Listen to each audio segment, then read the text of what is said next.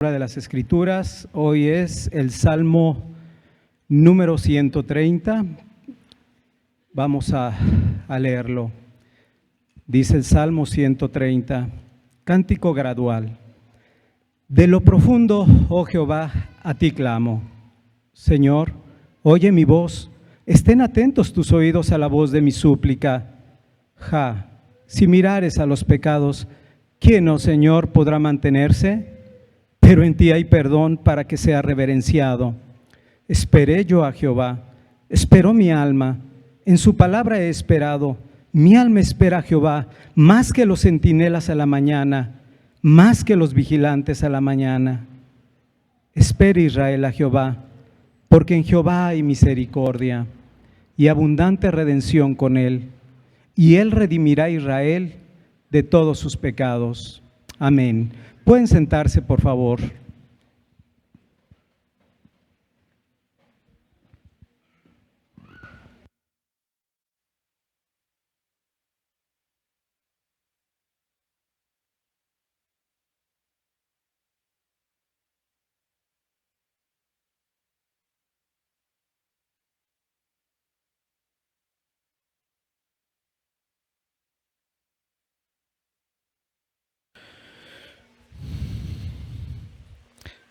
Hermanos, veamos una breve meditación de este Salmo 130. Este Salmo, hermanos, es un lamento individual, es parte del grupo que se conoce como los Salmos penitenciales. Es un lamento individual que vemos aquí del salmista. Aquí el salmista expresa arrepentimiento de su pecado, pero a la vez una confianza plena en el Señor, en la misericordia del Señor para perdonar. Este salmo lo podemos dividir en 4 partes. Lo primero que vemos en los versículos 1 y 2 es un clamor por ayuda. Después en los versículos 3 y 4 vemos una confesión de esperanza. En los versículos 5 y 6 vemos un compromiso de esperar en el Señor. Y finalmente en los versículos 7 y 8 vemos un consuelo para el pueblo de Dios. Veamos el versículo 1, el clamor del salmista por ayuda. Dice el salmista: de lo profundo, oh Jehová, a ti clamo. Y esta expresión, hermanos, de lo profundo, implica el ser arrojado a las profundidades del mar, ahí en un lugar de angustia, un lugar de desesperación. El salmista aquí utiliza esta expresión, hermanos, para describir ese dolor, describir esa desesperación, esa angustia al haber caído en el pecado. Y aquí el personaje bíblico que puede venir inmediatamente a nuestras mentes es Jonás. Su oración, como si Dios permite vamos a ver posteriormente con el hermano Karim, la oración ahí de Jonás dentro de ese gran pez expresa esta angustia, esta angustia de dolor por el pecado. Y hermanos, así como el salmista de este Salmo 130 y Jonás comprendieron que nuestro pecado nos aleja de Dios, hermanos, de la misma manera, ellos también tenían la certeza, la seguridad de que Dios escucha las súplicas de aquellos que se han arrepentido, de que Dios escucha esas súplicas, ese clamor desesperado de un pecador que se ha arrepentido y que está buscando que el Señor le perdone, que el Señor le restaure. Aquí en el versículo 2, el salmista pide eso, que Dios esté atento a su clamor. Dice en el versículo 2, Señor, oye mi voz, estén atentos tus oídos a la voz de mi súplica. Y hermanos, qué bendita esperanza tenemos en Cristo, los que hemos confiado en Él. Así como dice el apóstol Juan en su primera carta, en el capítulo 2, hijitos míos, estas cosas os escribo para que no pequéis, y si alguno hubiere pecado, abogado tenemos para con el Padre, a Jesucristo el justo. Pero no solo eso, hermanos, sino también sabemos que Dios está dispuesto a escuchar nuestra súplica por perdón y por restauración. Como dijo el apóstol Pedro, porque los ojos del Señor están sobre los justos y sus oídos atentos a sus oraciones.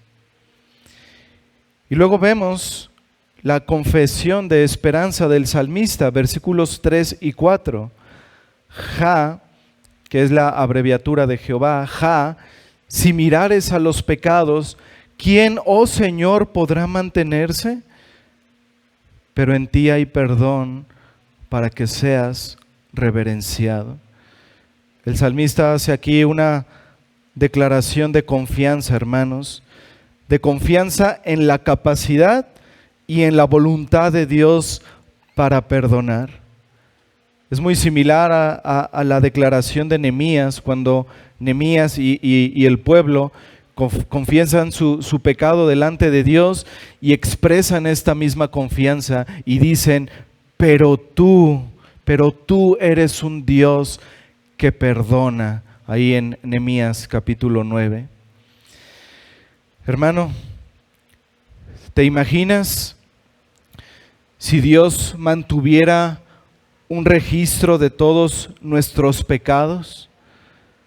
Como dice aquí el salmista, ¿quién podría mantenerse?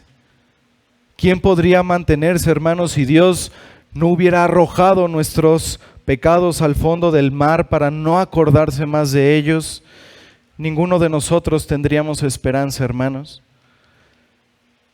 Pero podemos tener esperanza, hermanos, porque nuestros pecados fueron llevados por Cristo en la cruz del Calvario y Él pagó por todos nuestros pecados.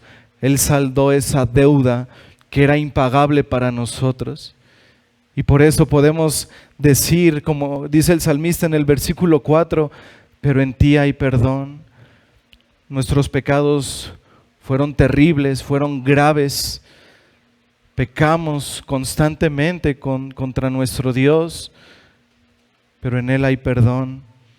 En Él hay perdón porque al que no conoció pecado, por nosotros lo hizo pecado, para que nosotros fuésemos hechos justicia de Dios en Él. Este es nuestro Dios, hermanos, un Dios que perdona, un Dios, como dice en Éxodo 34:7, el Dios que guarda misericordia a millares, que perdona la iniquidad, la rebelión y el pecado. En el Salmo 86, versículo 5, dice el salmista, porque tú, Señor, eres bueno y perdonador y grande en misericordia para con todos los que te invocan. Amigo que estás sin Cristo, tú nunca podrás experimentar el perdón de tus pecados a menos que confieses tu pecado y te arrepientas de él. Eso es lo que la Escritura establece.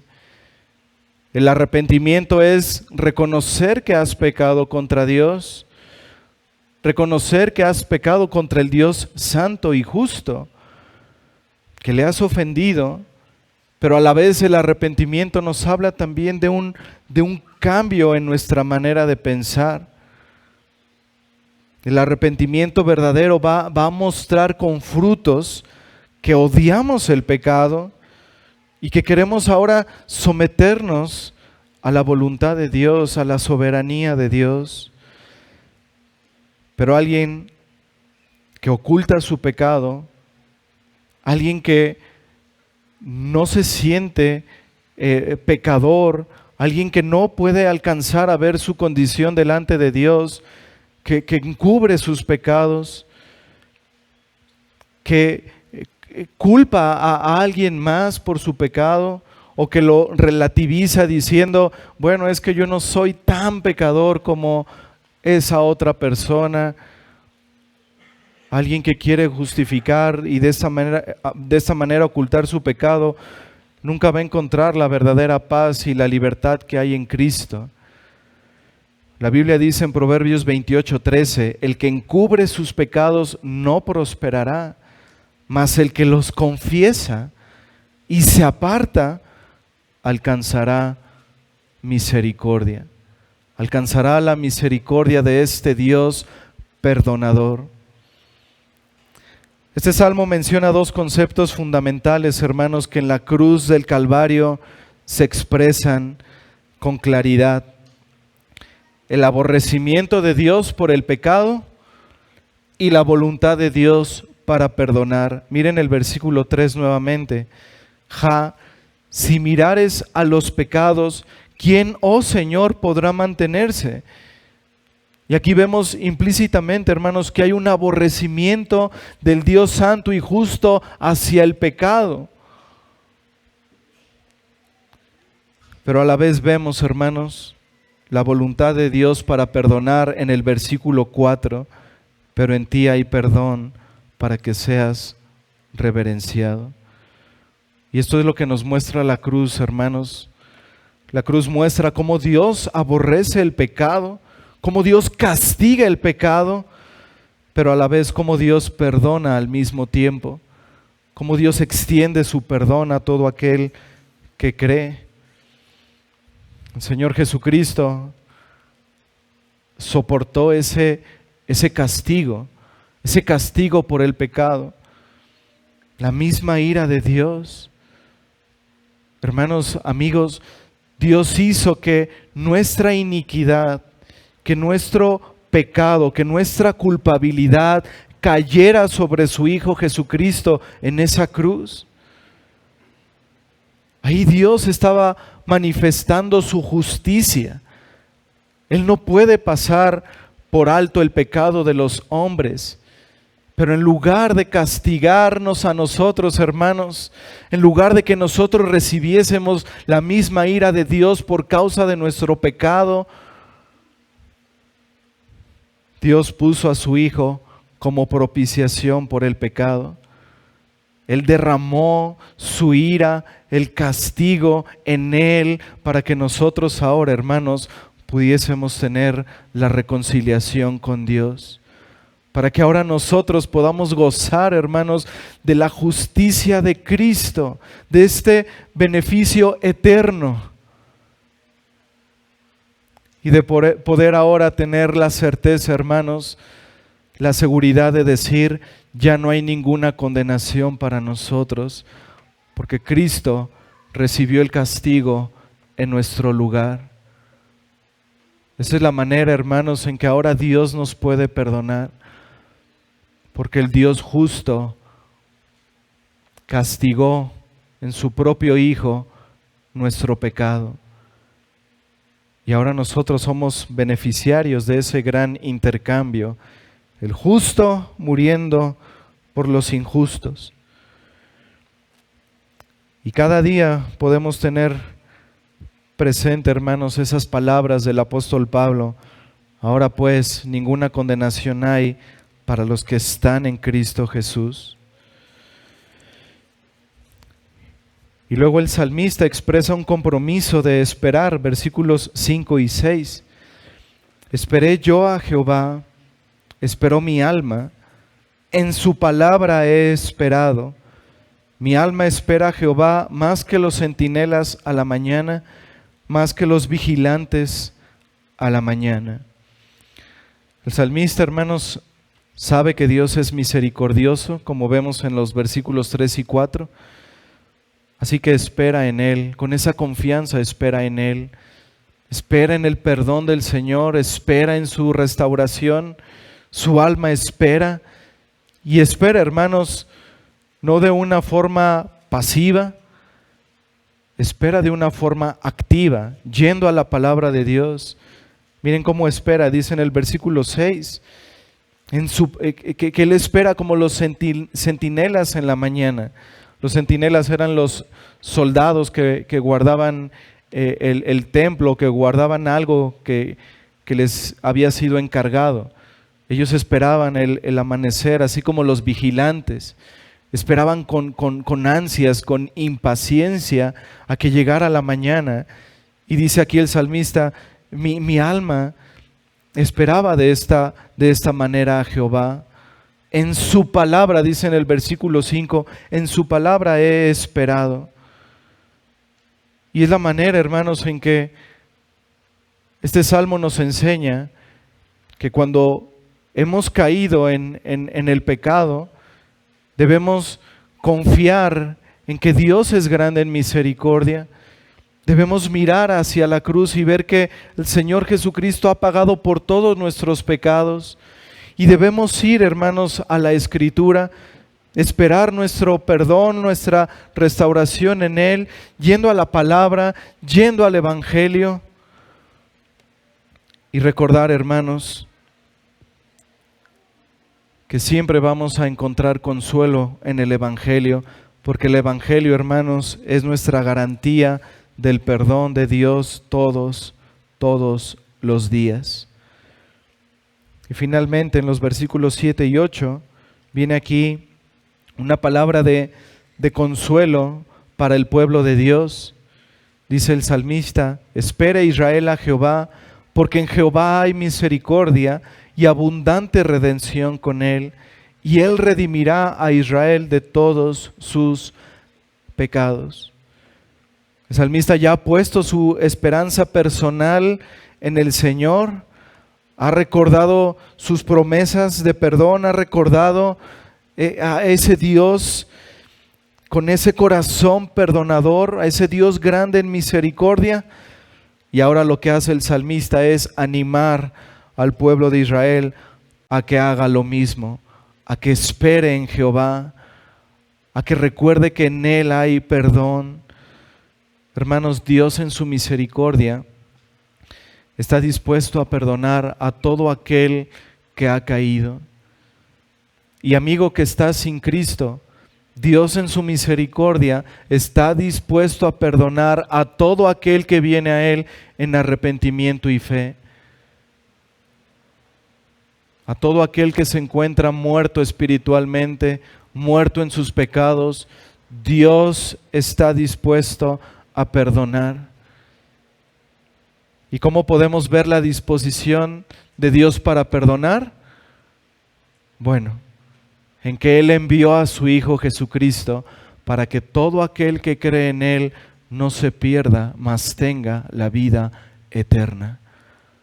En Cristo, amigo, en la cruz del Calvario, es ahí donde está la máxima expresión de este carácter de Dios, del carácter de Dios misericordioso, de la voluntad de Dios para perdonar, en que Él dio a su propio Hijo para poder perdonar los pecados de los hombres.